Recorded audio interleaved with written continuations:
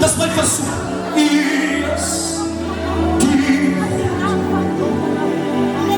wat alles weet.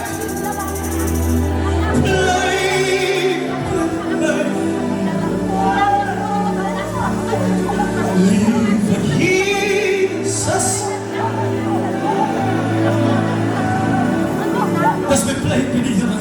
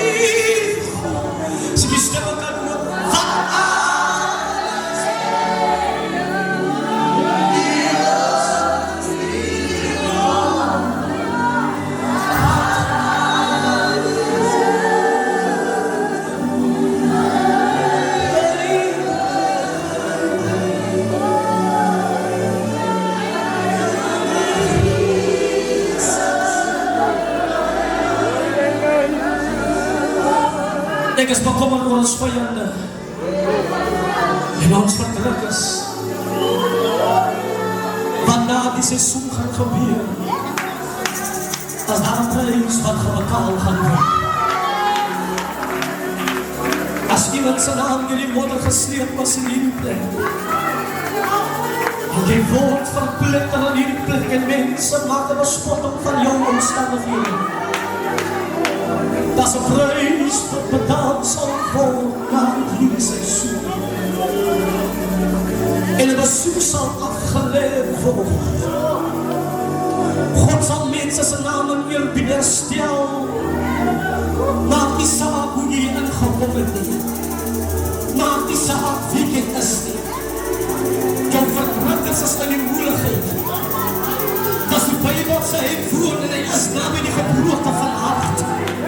En as jou hart gebreek was, en jy vastgelewe, en jy het misluk, daar is 'n besoek. Ek praat met 5 mense in hierdie plek. Al wat jy nodig het, as jy Here bly by my. As ek nog 5 mense kan kry in hierdie plek, wat jy Here net nodig. En dan is so jou.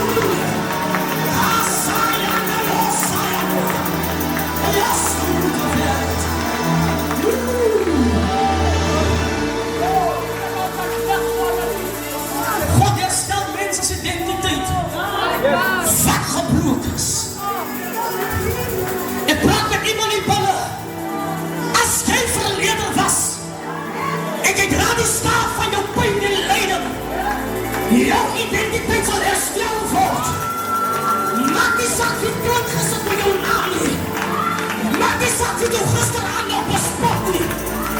As die Here praat in jou lewe, Hosanna, Hosanna, Hosanna, en laat het weer in sy binne, wat sal besoek aan lê. By jou.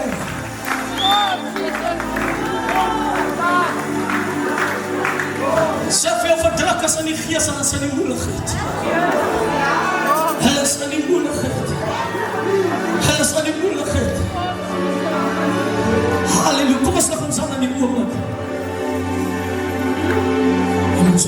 ziel, Heilige Geest,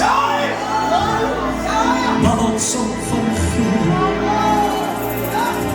sterke redder van ons, ziel van David, dis ons hoge mense, al wat die maatstaf wil uw gees op, dis nou u, dis nou u.